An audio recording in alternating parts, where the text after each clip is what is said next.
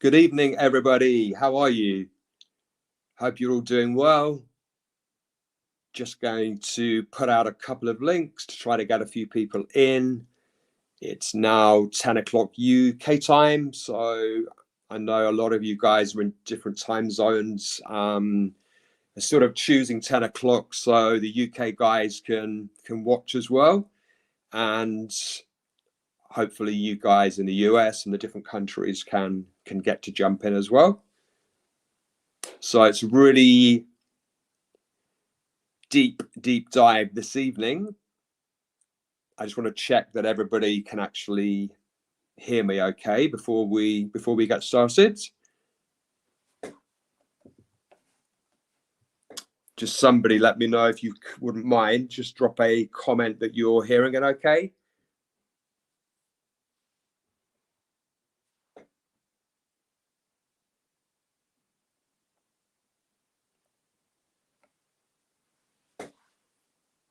Okay, I'm just going to send a quick couple of links out to a few people.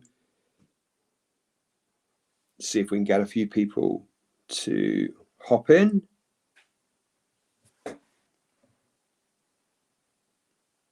Just you guys hearing it okay? It's loud enough, clear enough? No static or any breakup?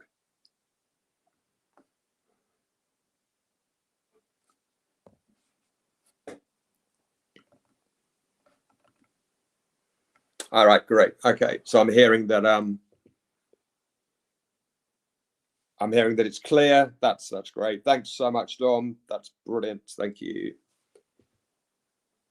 So yeah, I'll just give it a couple of seconds. This has been a huge deep dive this last few days, going through everything, listening to all the interviews again. Wow. Piecing everything together, trying to make some sense of this crazy case. So tonight is the Kessinger effect, NK's lies, manipulations, and mind games. Just seeing who's in the chat. Hey, everybody. Hope you're having a great evening. Let me know you're hearing it okay where you are. I'm hearing from a couple of people it's sounding okay. No breakup or static or anything like that. So it's the big one this evening. We're going to be talking about the mistress. I'd love you guys to jump in the chat. Hey, BS Detector, thank you so much. Thank you for being here. Yeah, so I'd love you guys to comment. It will be great to hear different opinions, different points of view. Definitely, I'm very open to hear what you guys are thinking. So basically, I've always thought of NK as the Deadly Mistress, the ultimate home wrecker. So, I mean, loads of people have affairs. Adultery is exceptionally common, but wow, what happened in this case was just unbelievable. Even though I've known about it all this time, going over everything again today was really quite surreal. Basically, it's not just Watts Island anymore. To me now, I'm in this macabre theme park with ride after ride of misery, because every time you delve any aspect of this case, it's just a merry-go-round. You keep coming back to the start and you're spinning around and nothing makes sense. Nothing makes sense whatsoever. And in this particular live, I found myself going back continually and just asking, what is happening here? What actually is the truth? So that's what I'm going to try to cover this evening. And we really need to start with the most confusing aspect of the whole mistress that we try to dive through this, and it just really bogs you down. Okay, so going through the mistress data, there was a search for Chris Watts and Shannan Watts up to a year before NK officially met and was introduced to Chris Watts. There's been lots of speculation that this was down to a typo in the discovery. So I started to look into that today. And basically what happened, the DA's office originally said the 2017 search that NK made for Shannan Watts was a typo. And then exactly 4 days later, they came out and stated that it was not a typo. And basically, they said it came off her phone. This was from DA Rourke's office. And I'll just look at this here. It's not a typographical error in the report. The detectives are reporting what was contained in the data from her, NK's phone. I don't know the answer to the question of why or how those dates ended up in her phone. Asked if the district attorney's office questioned or planned to question Kessinger about this data, Rourke said because Watts pled guilty, this precluded any need to further probe the results of the forensic analysis of Kessinger's phone. So they're actually stating officially, DA Rourke himself, that it wasn't a typo, and NK did make those searches. So now you can see why there is so many conspiracy theories and so much speculation about this case, because it makes no sense. Why would she be looking up somebody she'd never met before? What was she researching? I mean, Shannan's Facebook and social media are literally an open book. She was divulging everything about her life. So anybody observing would have a clear, crystal clear image, word for word, what was going on in their lives. It was quite obvious. Shannan documented everything. And obviously at this time, Chris Watts also had his own Facebook, which he deleted prior to the murders. But I would love to have had access to that. And obviously NK did have access. So that was one thing that I was surprised by, that it had actually been confirmed that those searches were actually based on facts. Okay, so even if we did discount that very first 2017 search, though, there are other searches. So even if you believe September 2017 was a typo, NK searched Chris Watts in August 2017, and she searched Shannan Watts in January 2018. Again, both dates prior to when she joined Anadarko and before she officially met Chris Watts. So yeah, as you can see, 5 minutes into my research, I'm hitting this huge, wow, what's going on here? You know, nothing is straightforward in this case. Not one single thing stacks up.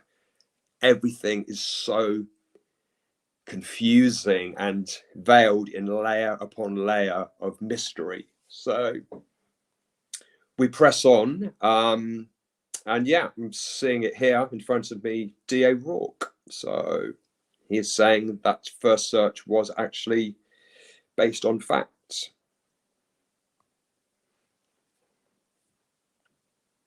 So summing up, all of the searches were done before NK claimed to know the Watts even existed. So we have to ask ourselves why.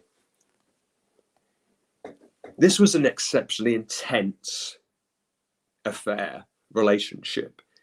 It's supposed to have started at the beginning of June in 2018.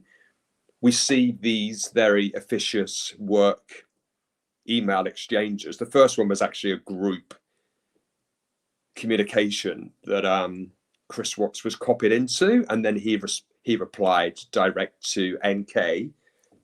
So we're supposed to believe that that they were first introduced in early June, and NK is officially supposed to have started in the early spring in the law enforcement interview. She said vaguely the end of March, early April. So work colleagues speak of seeing them chatting in corridors in March, but anyway, definitely April. So these were the official, in the discovery, the official first communications between this couple. And as we know, everything was over on the 13th of August 2018. Unbelievable what could happen in such a short amount of time. And if NK was actively observing Shannan's social media, she would definitely know, because on the 11th of June, Shannan posted the whole "oops, we did it again" pregnancy announcement with Chris. And I'm wondering if Chris actually knew that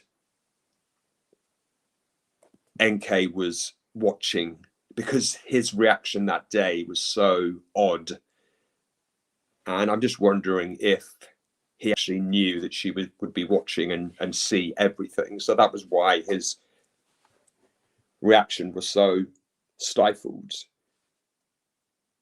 So then the very next day, NK sends an email to Chris Watts thanking him for being honest. She goes on, "Truthfulness is so underrated in our culture." He replies an hour or so later, "I'm a straightforward guy. Lying just complicates things. I hope to get to know you better.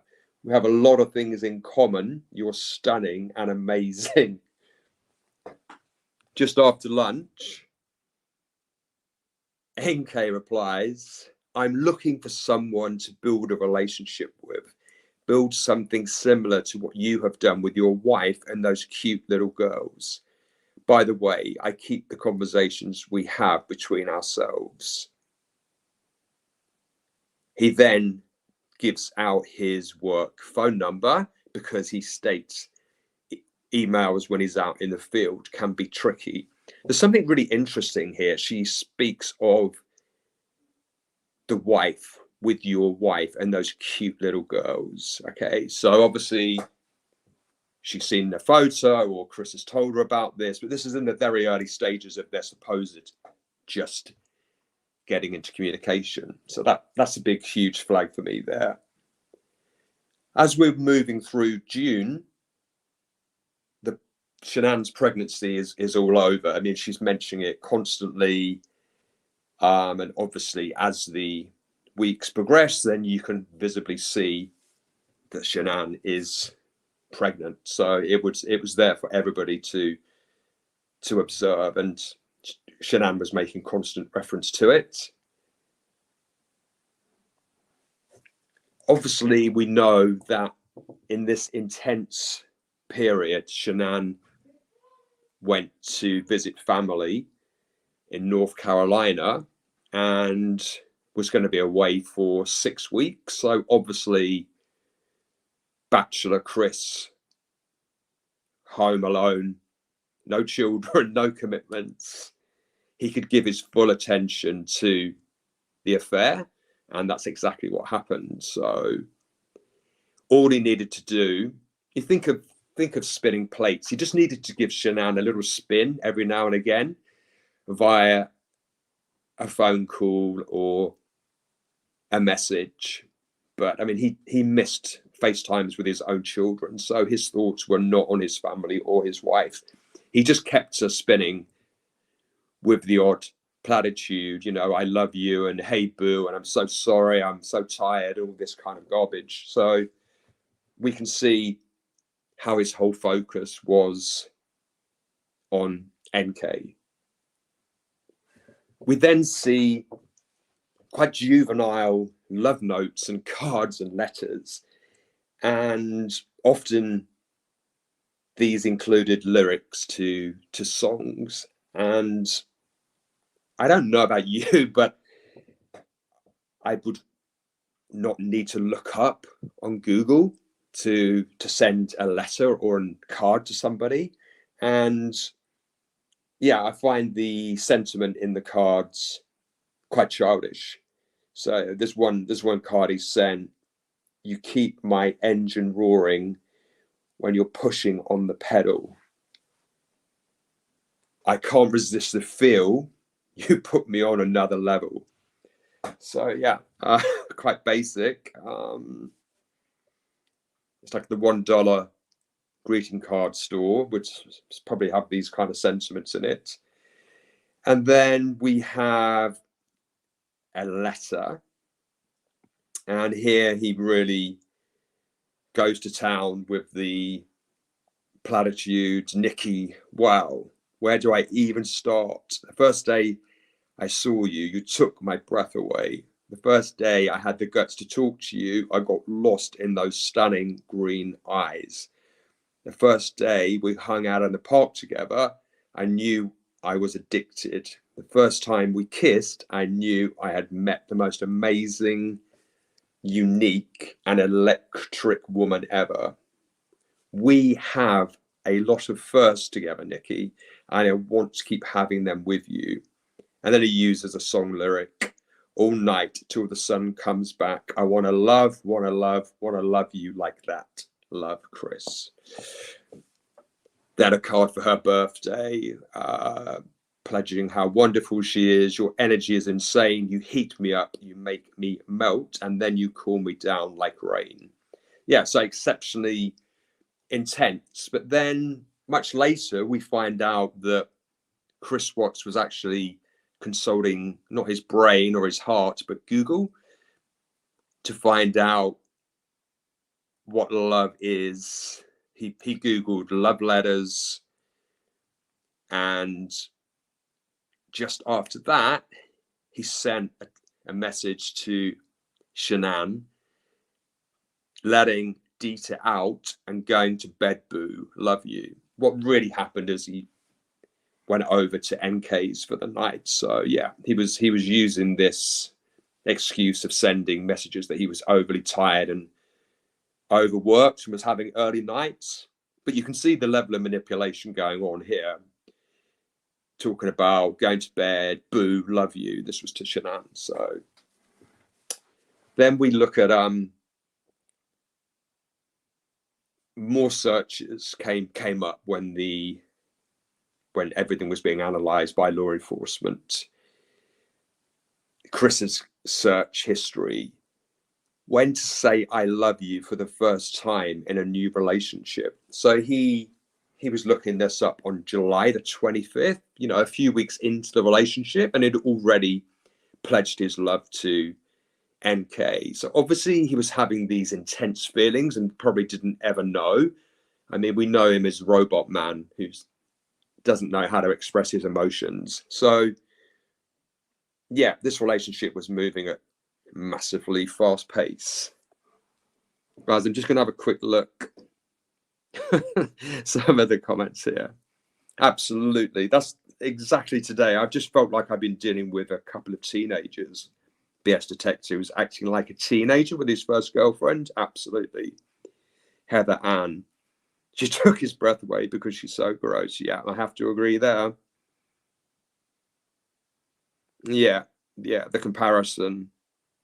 I'm going to get into this actually, because what I believe happened, NK definitely was looking up the family online. You know, there's no getting away from it. She presented herself as the polar opposite of Shannan.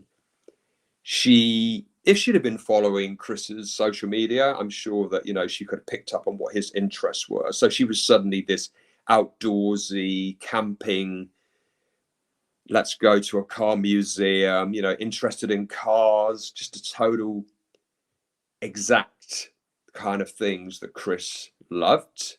He was interested at that time in his fitness, so she introduced him to diets and fitness apps and all these kind of things. Also a secret calculator app so they could stash their nudes.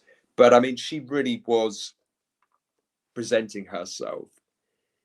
And with the wife away, the children away, you know, here he had this woman who literally was available 24/7. They seemed to spend nearly all their time together. They did a lot in a very, very short time.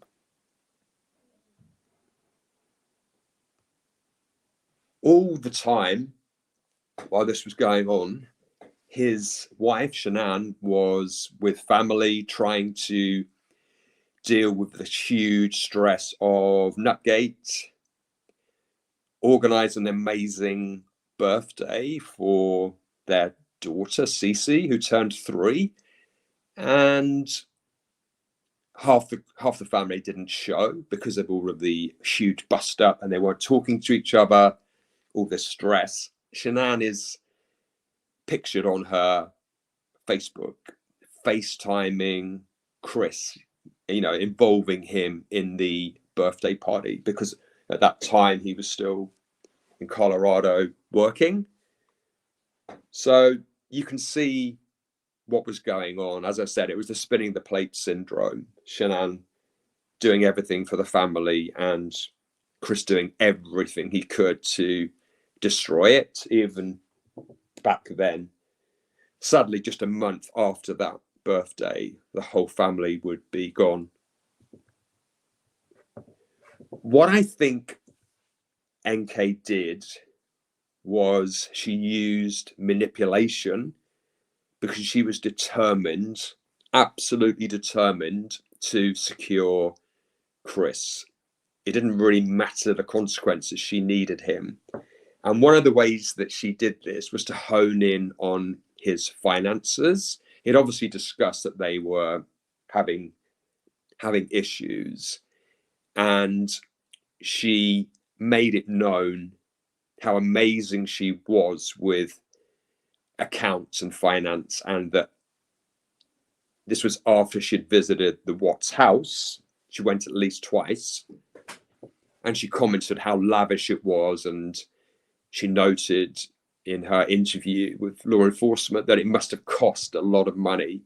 So she went about painting this picture, and she described to Chris how her home was nothing like that, because everything was bargain buys and discounted pieces, as if she was living this sort of little cozy life, but it was all made with spending hardly no money whatsoever. So I think she used that as a massive, massive wedge to open up, to get the conversation going about finance, because she actually said in one of her interviews with law enforcement that she believes the catalyst for the murders was the couple's dire financial situation. And obviously she presented herself with this cozy, cute little home, and she was this amazing financial, never any debt, never any bills outstanding. So I really do think that she used that as a huge eye opener for Chris. It really, really got him thinking, on top of everything else that was happening. This perfect woman who wanted sex 4 times a day and everything. Also, not only that, I mean, he found her amazingly attractive, Not only that, she was also going to be his solution, because Chris of teenage years was supposedly a good saver with a good credit history. And suddenly there's somebody saying, wow, I'm like that. We're so similar. We are such a good match. And I really think that it started to do a number on him. I'm just going to quickly look at the... Yeah, I mean, so we have this narrative that Chris has always said that he didn't know anything about the family finances, that Shannan dealt with everything. I wonder if in that 6-week period, if he actually opened some bills or went into Shannan's office, could have even been instigated by the mistress. She could have said to him, or let's look into this. What's going on? How come you don't know how much money and where your salary goes? How come, what's going on? This isn't normal. I think that she stirred up and provoked unrest in the marriage. She was involving herself way more than a brand new partner would when you first start an affair. I mean, they only really got together in June. Within days, she was talking about finances and money and getting herself involved in the marriage. And the whole time, Shannan was away, oblivious to it all. What I found absolutely staggering, I knew of these texts, but it wasn't until today that I actually found out NK lied in her first law enforcement interviews, that she said that she hadn't told anybody about the affair. And this wasn't actually true, because she confided in her supposed best friend, Charlotte Nelson. But I found this really unbelievable. She didn't tell Charlotte until August the 12th, just one day before the murders. I just find that so, I don't know, I just can't get my head around that fact, because did she hatch up a plan and Charlotte just agreed to answer a few text messages? It just seems unbelievable. This was her supposed best friend, although we will come back to that a bit later. But yeah, these texts were sent.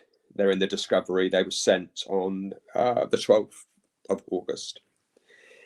Basically, she just kind of very casually plays everything down, been kind of hanging out with a guy recently, keeping it a secret, talking about their sex life.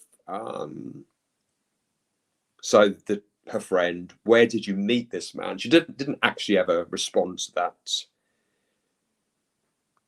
She goes on to say about the children. She's also talking about her past relationships. I feel like every dude I meet has kids these days, and if they don't, they have commitment issues or some BS like Sean. Sean was her ex-boyfriend. So even here, she's kind of mentioning the kids, and seems to be in a negative tone. I feel like every dude I meet has kids these days, and if they don't, they have commitment issues. So are those two things equally as bad for her? And her friend asks, what's the dude's name? Kids are cute. It's a package deal, though. So this is really another interesting point. How does she know the kids are cute? Was NK sharing photos of the children? And if so, where did she get them from? Was this from her social media searches of the family? Because she said kids are cute. This is in a text message, so how does she know they're cute? So NK continues, the fact that he takes care of his kids is a good thing, I think. That's cool. How old are they? Charlotte replies. He's all about his kids. How old is he? So NK actually ignores another question from her friend and doesn't answer about the ages. He's 33, I think. But I just feel like I will always be second place. Like he's been there, done that. It's early though, we will see. He's very kind to me though. And he works out and he's super sexy. Don't tell nobody. I haven't made up my mind on him yet. Like he seems too good to be true. And then she just goes on to say it's the best sex I've ever had. I'm hooked. Okay, so 1 minute you're not sure and now you're hooked. Okay. She ends it with, I think he really likes me. Okay, so we know that this is not based on the actual reality of what was really going on. And basically, there was so much going on behind the scenes between Chris and Shannan. Shannan was constantly asking for the home security to be mended. It was broken. So she was totally in the dark. She couldn't see what was really happening at the home. And Chris knew this, so obviously he was never in any rush to get it fixed.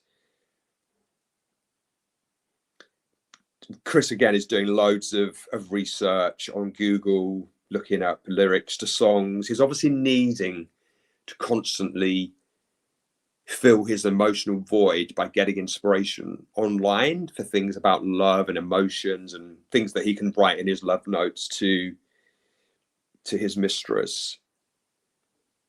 And we hear about 1 minute he's talking to Shannan and then he's getting voicemails. We have two from Nikki that day when she leaves those horrifically creepy giggles, which I'm sure we're all freaked out about every time we hear them. I had my headphones in today and I really thought I was gonna, yeah, it was horrific. I've forgotten how bad they were. Let me just have a catch up on your. So Heather Ann, does anyone think NK was jealous that Chris Watts was, as she says, all about the kids? I mean, with this whole thing, we know how easily Chris Watts is manipulated. He just responds to people how he feels they would like to be answered. So I'm sure he would offer lots of reassurance. In the card, he's reassuring the mistress that they will continue to have many firsts. So he's obviously they're obviously having these very, very deep discussions. Just looking through the discovery now, some other things that are standing out. Yeah, he was just constantly just blagging to Shannan about the home security, that it was going to be fixed and that he was on the phone to them and all of this. And the whole time he has Nikki in his ear, sending messages. Then we have, yeah, just constantly all day long having these conversations with the mistress. Okay, so then in Discovery, we're looking at what's searched Google for love letters. Yeah, so he's obviously needing to have a lot of inspiration for all this love that he was sending over to NK. We also, in the Discovery, start to see the searches that Kessinger was making. So she searched, man I'm having an affair with says he will leave his wife. And she also Googled the term marrying your mistress.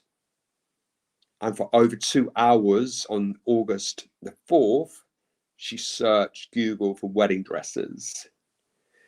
So although she's telling people in law enforcement and her friend that it's nothing serious, her search history definitely paints a totally different picture.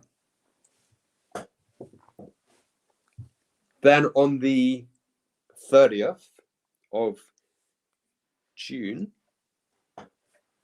sorry, the 30th of July, Chris spends the night with NK, and then the 31st, he flies to meet up with his family in North Carolina. Again, if we believe that NK was observing social media, maybe we can understand why Chris was so cold from the moment he landed. I mean, that awful airport footage when he is he bends down to hug the children, and then as Shannan moves closer, his eyes move up from the children, and for a split second there's this horror in his face when he sees how pregnant Shannan is, because obviously he hadn't seen her for 5 weeks, and it's a really, if you freeze that frame, it's pretty horrendous. He looks absolutely horrified and repulsed. And if we are to believe I always say when I'm reading things from Discovery, or whether it's just opinion or whether it's just rumor. So the rumor that this was the evening that he arrived, 31st of July, when he administered the oxy to cause harm to his pregnant wife. So when you see his face and his whole reaction at the airport, you can honestly see that his mind may have been thinking very sinister thoughts. And the family spoke of him being very off, especially with Shannan, and definitely different with the girls. I need to do a lot more research about this, but I was reading an article today, and it said that the airport footage was a second take. And we know from the Netflix documentary that, Shannan did sometimes reshoot things for a better effect. And apparently Bella had a really massive breakdown the first time Chris came through. But I mean, I can't find any proof of that. And obviously it's definitely not something in the Discovery, but that's one thing on my list that I do want to look into. So if any of you guys heard that, let me know. Okay, so we have Chris now with the family just for the last final part of the 6-week holiday. And when you think about it, so 13 days after he arrived, he'd killed his family. 13 days. So much happened. And everybody said, oh my goodness, what was Shannan thinking? How could she be so blindsided? Because she'd hardly seen her husband in all that time. And he was totally fobbing her off with his excuses. If she'd have been at home, none of this would have been able to have happened at such a pace, because obviously she was want to know where her husband is, but he had 5 weeks to be a little bachelor man. Okay, so we know, just bear with me one sec, just getting the Discovery back here now, back to this. Yeah, so even when he was at the airport, he sent Shannan reassuring messages on the plane, love you, boo. So even then, the 31st of July, he was still sending those kind of messages, even though he knew that he was totally done with the marriage. He didn't make any move on Shannan. He hardly kissed her at the airport. She stated in text messages she felt that she had to beg him for a kiss, which was so different to how affectionate he'd been in the past. There was tension, though, because obviously there was this awful problem with money, and it was causing this huge wedge between them. So Shannan was upset with Chris for where he'd parked, that it was going to be $130 less that they could spend at the beach. So there was awful tension with money. Money was very central to their problems, and we don't know exactly what was always discussed in their phone calls, but I wonder how awful those conversations actually got, how bad it got. And also if Bella, she was getting to be a very sensitive little girl. I wonder how much she picked up on her mother's upset. Nutgate, the birthday party with half the family not there, all this crying and all this lack of sleep and tension. And when mum and dad were together, they were like strangers. I wonder how much the children picked up. Cece was only 3, of course, but Bella was a very sensitive little girl. I wonder how much and if that impacted the way she was interacting with her father. I mean, Sandy, Shannan's mother, said that there was a frostiness. He was off with the girls, and he said that they were reminding him more of Shannan, because I think they were becoming a little bit more sort of outspoken and verbalizing things that obviously suddenly they were growing up. They weren't little babies anymore. So yeah, there was some really awful tensions going on behind the scenes. It must have been a really horrible end to the holiday. Just going through now. Yeah, so then obviously, as we know, the family came back. And wow, I'm just thinking how different things were for Chris. Suddenly, he's no longer free. He has 2 children, his pregnant wife. He wouldn't better go out and just meet NK as freely as he had. He certainly wouldn't better go on dinner dates and things like this. And that's why I'm absolutely convinced that's why he seemed to thaw a little bit just prior to Shannan flying to Arizona on the Lavelle final work trip, because as we know, she was feeling very sick with her pregnancy, and she'd also been poisoned by oxy at this stage. I'm sure there was still some lingering effects from that. She'd been very, very sick with awful headaches. She didn't really want to go, and he had reassured her that it would be great, have a little break from the children. I'm here for them, and, see your friends, have some fun. Obviously, we know that he had this huge romantic dinner date lined up with the mistress. So, he needed Shannan out of the way. Probably he needed to make plans. I mean, if he was really, really premeditating all of this, he needed this time to work everything out. So as we know, Shannan flew off on that fateful final trip when she was sick the whole weekend. Just before she left, we have that awful image of her that she sent to her friend when she's sitting in the car, so exhausted, totally broken, beaten. This manipulation had been going on all these weeks, the mind games, her suspecting an affair but never actually having a husband who was honest enough to tell her that there was a problem, just giving her these fake words. His actions never met his words, love you, but he never actually loved her in those final weeks. Hey, crazy crime chick, how are you? Good to see you, my friends. Heather Ann, people say Shannan emotionally abused Chris Watts. Oh my goodness. I mean, he's certainly, if he was ever that person, I mean, he certainly made up for it in those final 6 weeks. He took his ultimate revenge, didn't he? But I mean, I've never believed it for 1 second. He would destabilize his wife. Yeah, BS detector in that image, her eyes, you can see in all of her photos the vibrancy. She was always smiling in public, and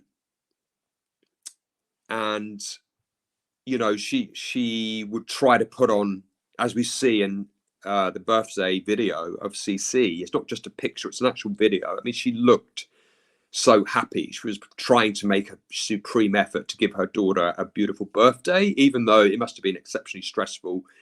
And the whole elephant in the room, half the grandparents and family weren't there, but she still pulled it off. And she did try. She had her makeup on. She was dressed up. She wasn't sitting in the corner wallowing. She was determined that CC would have a great time. So yeah, he definitely got his revenge in those final weeks, and he seemed to absolutely love destroying her. So basically, sadly, we know what happened. 1:48 a.m. on the 13th, the early hours, 13th of August 2018, Shannan walks in that haunting footage that we've seen a million times that started the Netflix. She walks into her home, a place of sanctuary safety, where she's so looking forward to seeing her family. And, you know, we don't know exactly what went down. All we do know is that was the last time she was ever seen alive again. So yeah, it's one of the most horrific things.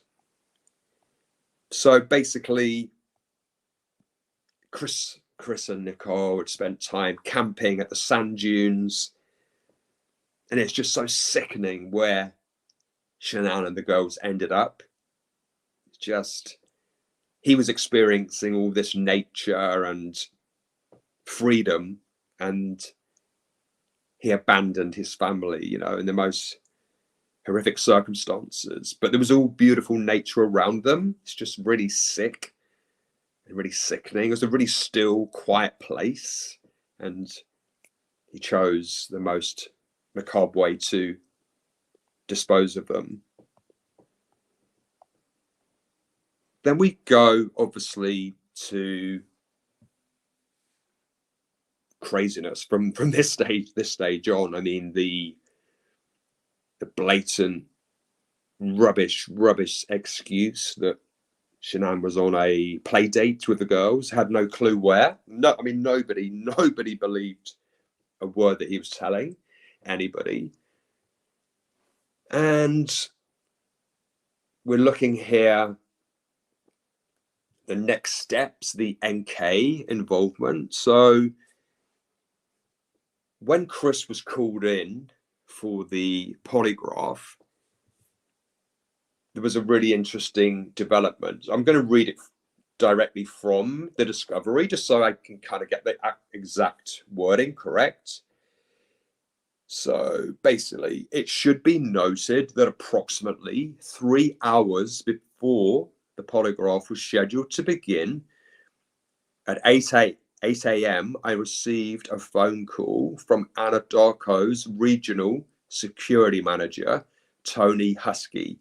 Husky advised he had reviewed Chris's computer network, and it was possible Chris has started a relationship with an Anadarko contracted employee. Husky advised he located emails between Chris and the contracted employee, who he identified as Nikki Kessinger, age 30.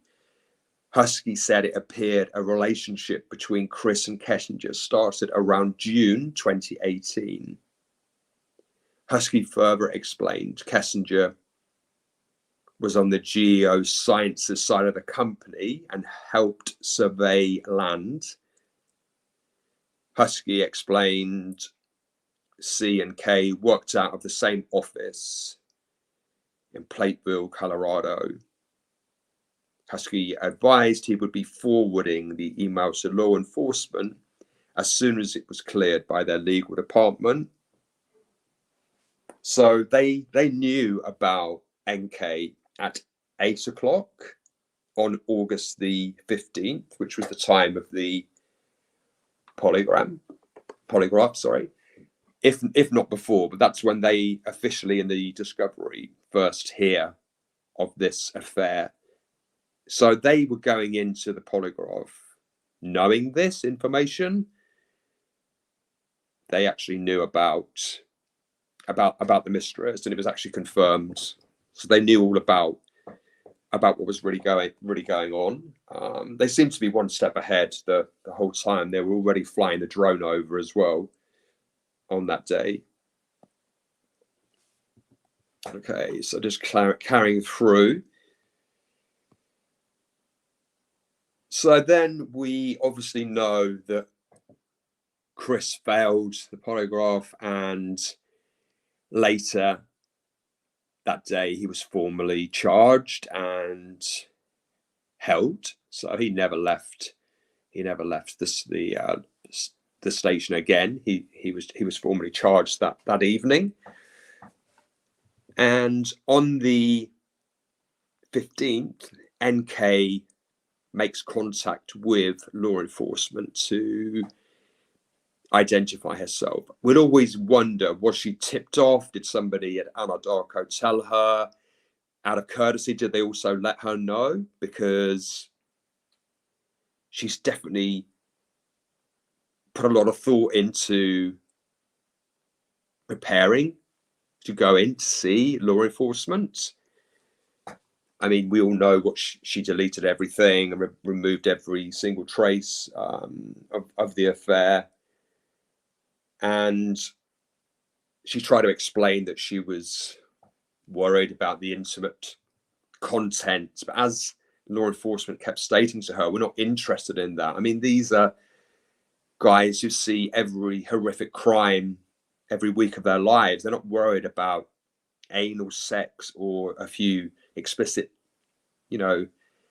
sex messages. I'm sure they've seen a million times worse things than that. They kept trying to reassure her. So I can't really see why she was playing this card. I mean, I've had to listen to all of these interviews again. Oh my goodness, I've never been so ashamed for anybody in my whole life. I mean, I just wanted to throw my laptop through the window today and just smash on my phone. It's getting me so angry. Why was she so uncooperative? What really galls me is she was treating it like Chris has stolen a bottle of wine from the supermarket. Oh my God, look what he's done. No, he's annihilated 4 members of his family. She's slouching in the chair. She's twiddling her hair. She looks so uninterested. What are you doing? What are you doing? And I think one of the worst aspects was how she constantly refused to call Shannan by her name. I mean, how disrespectful. She'd been to her house. She'd been in upstairs to Shannan's private area. I mean, supposedly to follow the dog when he ran up the stairs. She said she never went into the bedrooms, but I don't believe her because she lied throughout this whole interview. And you've been sleeping with this woman's husband, which has resulted in this awful tragedy, and you're treating it like some little misdemeanor and you can't be bothered. Why you need to take my phone? Why? Because 4 people are dead. So yeah, I found this the most horrendous. I was cringing for her. I really was. I mean, you can see why she, in many studies, is the most hated person, the most hated female in the US when you watch this kind of behavior. And she spoke so much garbage, but she didn't actually give any detail or anything of any importance. I mean, the DA's office said that she provided bombshell information. I mean, maybe it's been redacted, but I don't see anything bombshell. I mean, she couldn't remember, an 111-minute phone conversation. She couldn't remember anything they'd spoken about. A few hours later, Shannan and the girls were dead, but she can't remember any of that conversation. Just some ridiculous thing about we could have been talking about food. I mean, come on. And then in another interview, she is going into explicit detail about all the information about Cece's nut allergy. She remembers what kind of nut, she remembers Nutgate, she remembers everything. But the really important stuff that's going to help them with their inquiry, they already knew about Nutgate. Everybody was telling them about Nutgate. What they didn't know was what Chris was thinking and saying and divulging and planning in those key days before the murders. That's what they needed assistance with. And they had this awful character who just didn't want to be there. And I'm sorry, I've tried to be sympathetic, but those fake tears, and they call them crocodile tears for a reason. I mean, I think she was crying for herself. I really do. Okay, so she starts in one of the interviews. She's trying to make out, play down this whole thing, this whole affair. It wasn't like I was 100% committed to him yet. I mean, I was monogamous with him. I wasn't seeing any other men, but it wasn't like, hey, this is the guy I want to spend the rest of my life with. And the part of the reason I was uncertain, I mean, yeah, he's already built a life, but honestly, like, he wasn't out of the marriage that he was already in. So bizarre that she would try to play this narrative when she'd been searching wedding dresses for 2 hours. It wasn't a 5-minute quick little scan over Google. 2 hours looking at wedding dresses. She went on to reveal that Chris was a great listener, that he told her that he was separated, he had 2 young daughters, and they were working through divorce proceedings. So she stated that she believed him. Well, why? Because just one 5-minute glance on social media would have shown you that Chris was with his family on the beach in North Carolina. So how could you think they were getting a divorce? Yeah, it doesn't make any sense whatsoever. Just having a look. The interviews bug me, the lies, the inconsistencies, and how selfish she was. Her jealousy towards Shannan was very obvious. She also seemed honored he killed his family for her. Yeah, I mean, was really appalled. I felt just absolute disgust hearing all these interviews again, I must admit. So she's saying, because he wasn't out of the marriage, but you'd been telling everybody that they were getting divorced. I mean, you can't have it both ways. She's saying here, so I mean, I'm not going to go and tell the whole world, like, remember her likes? Hey, I've got this guy, and I'm going to take in his kids, and we're going to do this. And no, I mean, and then she starts talking about how cute he was with the children. But again, there's another red flag here. Hey, I've got this guy, and I'm going to take in the kids, and we're going to do this. Like, I mean, I'm not going to go tell the whole world. So the children were an issue. The children, she's mentioned it several times here. The children were an issue. How much did this play on Chris's mind that the children were an issue? She wanted a first, okay? She wanted all the first with him.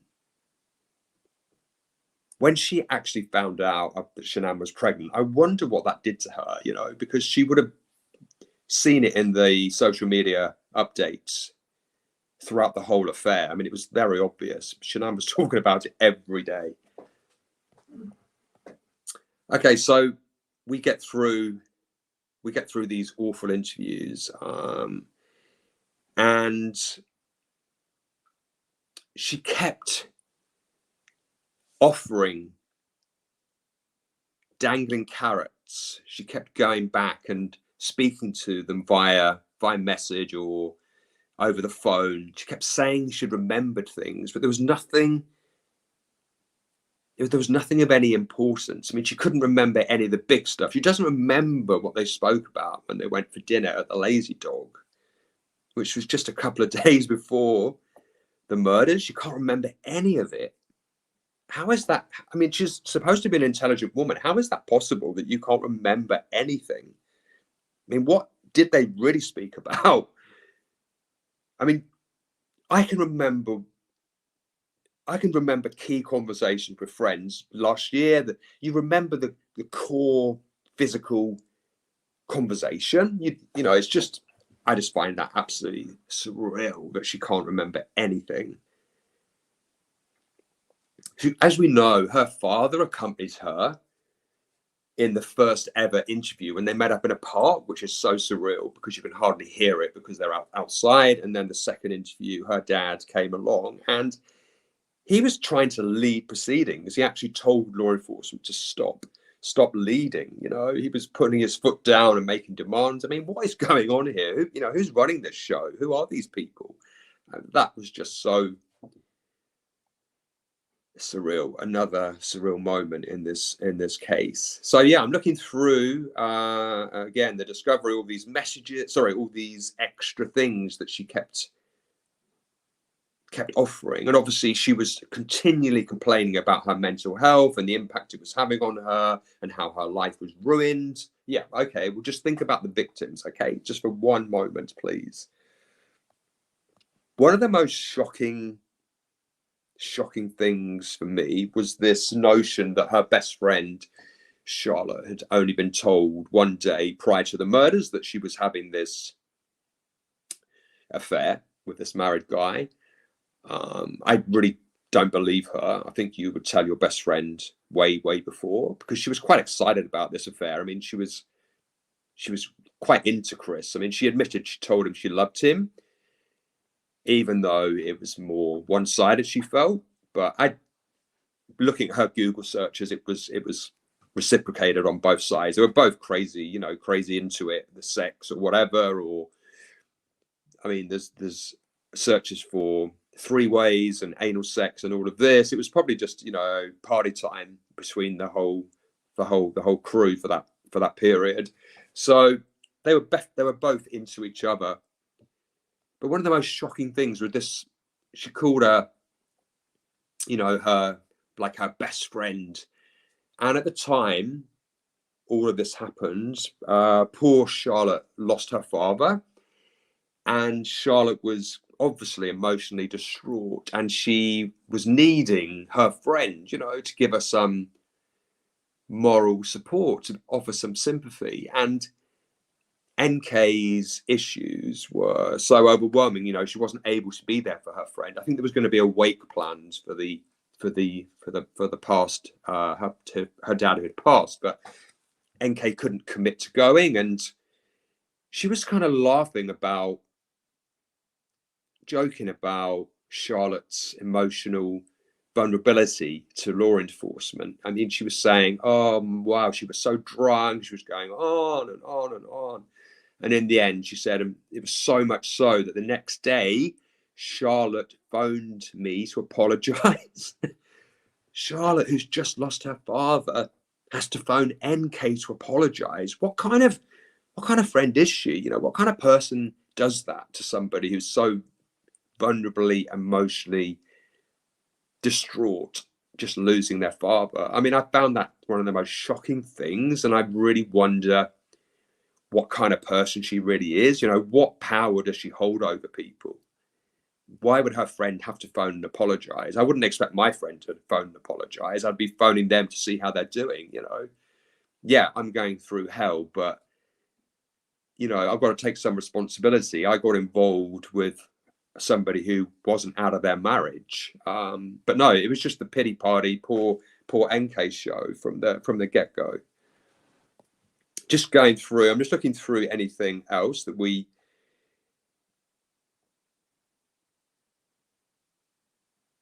Oh yeah, I'm just looking through some of these benign, these such strange messages between NK and Chris. I mean, this was sort of at the height of the affair. He's talking about the birthday party when he's taken the girls on that final weekend. I had a protein shake before I left. I thought there would be more here. I'm resisting the funnel cakes, and I think they're called potato twists. Just pulled up at your place. There, yeah. So just looking through. So NK asks him, "Are we bad people?" Yes, you are. Yeah, it was just so. It was just it was really quite. Yeah, just basic chit chat really. I'm just looking through here. She's talking about planning a weekend away, the Holiday Inn, and they can take some road trips to the mountains or southern Colorado for a day. She really played on it, didn't she? Obviously, because Chris had only moved to Colorado, and I don't think he had that much sort of time because of the young family and everything. So she was going to show him all these amazing places and take him to these exciting venues, nudist, well, I think optional clothing, those kind of campsites that they took together. Sorry, just go back to the discovery. Okay, this was really important for me. More of the interviews. So this is when she's really getting herself involved in the family. Okay, so this to me is one of the biggest, huge red flags. So I'll just read them to you. This is her talking to law enforcement. He wanted to get an apartment that was for him and his girls. We were supposed to go look at some stuff this week before all this happened.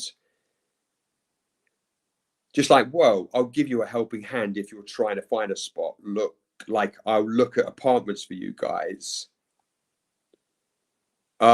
His ex-wife. No, that one. Sorry, I'm not sure what that one doesn't make sense. So I would tell him, okay, I found an apartment that's got a pool for your kiddos. Okay, so she is talking about a little apartment for Chris and the children. So she's keeping herself at arm's length. So she doesn't want Chris and the children. She wants them separate. So she'll be able to see her friends or visit her parents the days that Chris has the children, and then she'll be able to pop in when the children are with Shannan or whatever, you know. So she's definitely got an issue with the children, in my opinion. And then she just says that they stopped all communication very abruptly because she basically said to Chris, until your family are home, I think we should take a break. So there was a final call on the Tuesday, and then they didn't speak anymore officially or apparently. But this is what she goes on to say: if I was to text him right now, I bet he'd respond in like 5 minutes. So here she's showing how much power she was holding over Chris. That's really quite alarming. That reminds me of the whole Charlotte scenario. She holds this power over people. Another lie, she said, talking about what they did. No, we just went to dinner that one time. It was the only time I'd been out in public with him. Yeah, just dinner. Well, we know that she also went on other dates and other meals with him. So that was a lie. She said that eventually serious dating and like building something with each other, that was what she was thinking would happen. I feel guilty that I should have waited to initiate anything until after his divorce was finalized. Okay, but you did, and it's too late now, you know, far too late. But I knew that he was in the process of separating. So for me, I was kind of having a hard time with that. Yeah, she says. I didn't know until the Monday afternoon. He told me that she was like gone and he didn't know where she was. She didn't come home that night. And I was like, okay, well, maybe she'll come back. And I was kind of under the impression that would happen. And then yesterday rolled around and she's still not around. So, yeah, it's all so strange. The whole I remember people commenting about her father. You know, why was he there in those early interviews? Just looking through now. So yeah, Chris was still right at the end, searching for secluded vacation spots. So obviously he was planning trips away. He was looking up hikes and those kind of things. They obviously weren't going to be for his pregnant wife. So he had definitely moved on in every way. One of the things that really gets me thinking is the whole leave Jim alone, just leave him alone. That's pretty surreal, okay, because she had an alibi all stitched up and lined up there because he came into town on the 13th, apparently, and was staying with her. So he could easily have verified her whereabouts because she stated she got home from work about 3:45 p.m. and he was there shortly after. So why didn't she want law enforcement to speak with him? Apparently, in the redacted discovery, there is an interview with this Jim character, which has never been divulged to the public, but that's the rumor, that there is this interview with him. I would love to know what was really going on there. Again, this is not in the discovery, but there's rumors that he was on the camping trip, and this is perhaps where the three-way went down. Again, that's just speculation. It's not in the discovery. She categorically stated that Jim knew nothing, but she was on the phone to Jim nearly as much as she was Chris, and often a call from Chris and then immediately to Jim, or the other way around. If you look at the phone record, she was always speaking to Jim. So yeah, it was her best friend, but he didn't know. I just really find that strange to believe, unless she was playing him some jealousy card or something to get him jealous. She said it was just a platonic friendship, but who knows the truth? The saddest thing is, when I talk about this macabre merry-go-round, every aspect of this case, it always comes back to the same. I'm always coming back to those dreadfully sad courtroom images of her devastated family and those beautiful but profoundly sad graves. I mean, it all comes back to that. The victims, you know, this silly woman having an affair. I mean, I'm not going to blame her because obviously I seriously do believe that Chris did all of this, but I just think that she pressed his buttons and just revved him up, like he said in the card. She knew, I mean, she was so determined to win her man.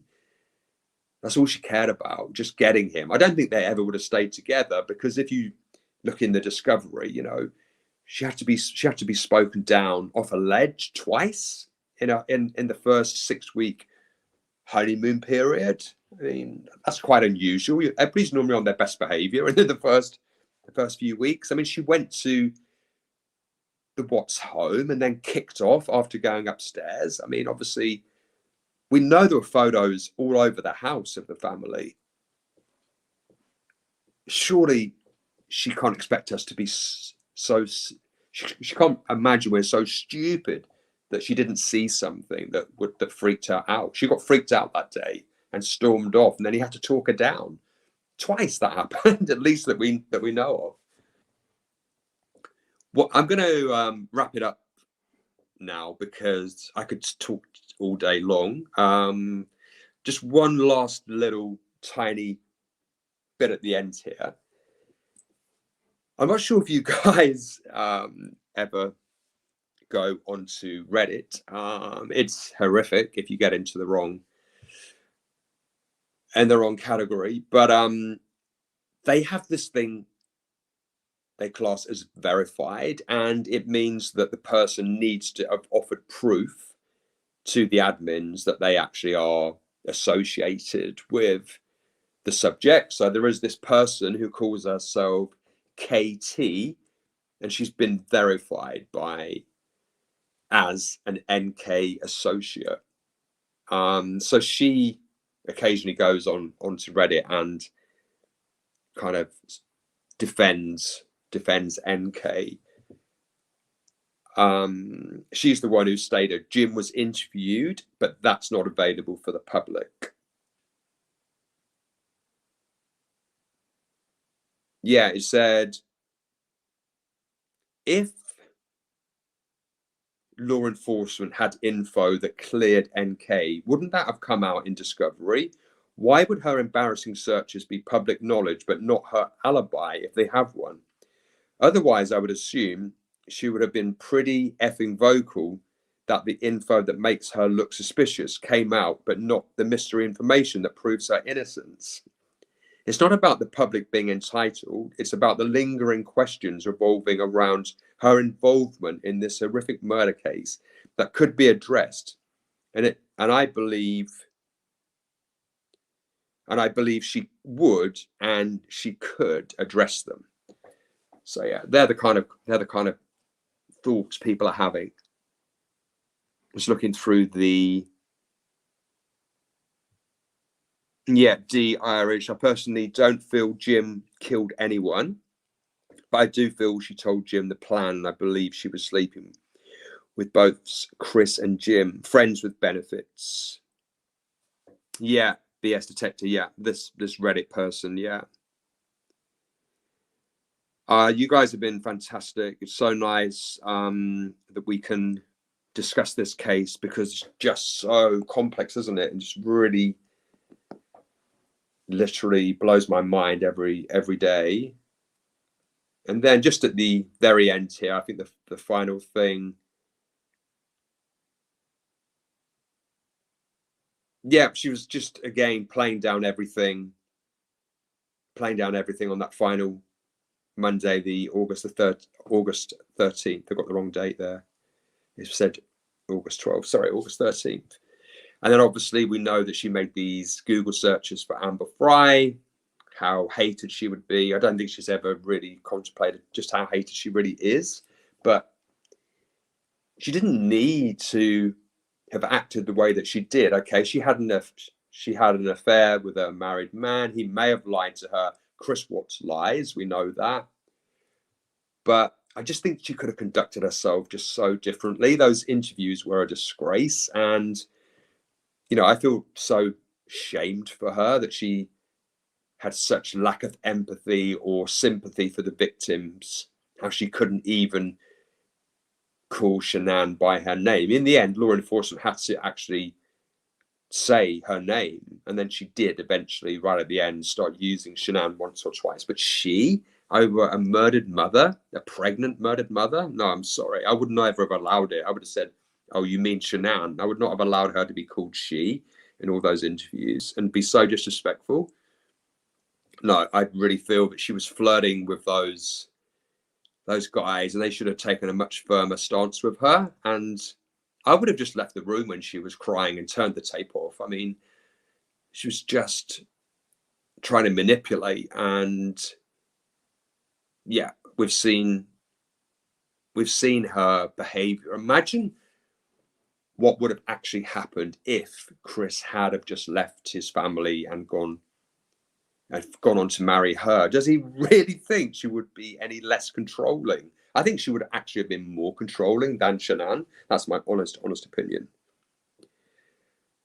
Okay, guys, so I'm not going to talk about any of the conspiracies, because you can easily fit this case and start looking at them. Because when you go back to the beginning, this merry-go-round, this macabre spin that I've been on the last few days, you go back to why she was searching way before she officially met Chris, before she joined Anadarko.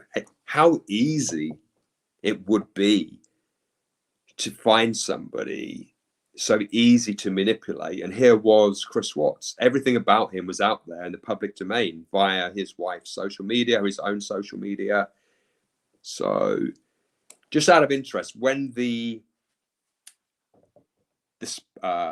official person on Reddit was asked about the searches, she said that NK was into fitness and she was looking up Thrive, and that's how she first found out about Shannan. We know this is an absolute blatant lie, because she she wanted to get Chris off the patches and onto more natural products. So yeah, so that's makes me doubt this so-called spokesperson, this verified person. Okay, guys, so thank you so much for your time. I don't want to make it too late for everybody. We've gone an hour and 20. I'd normally try to keep to just over the hour because I know you guys are very busy. There are lots of other amazing channels that we like to hear as well. So I so appreciate you all. I'm going to read through all the chats, and if you have any feedback, any ideas, anything at all, any way I could improve this for you guys, if any of you guys ever want to come up on the panel, maybe one day we could have an open panel and you guys could all just come up. I'm trying to get the sub number up because I'm not inviting guests at the moment because we're a little bit too small and it's a bit embarrassing. I would hopefully get it up a little bit more. So if you know anybody who would maybe enjoy these kind of chats, maybe somebody would like to be a guest. It's just very straightforward. I've got no agenda. I just like to be open and just discuss anything and everything. I'm open to all views. You don't have to agree with me. We can be respectful and just discuss it. But yeah, I'm really so grateful for you guys for sticking with me through this live. And I hope you have a wonderful evening. And I will chat with you all soon. Thank you so much. Take care and goodbye.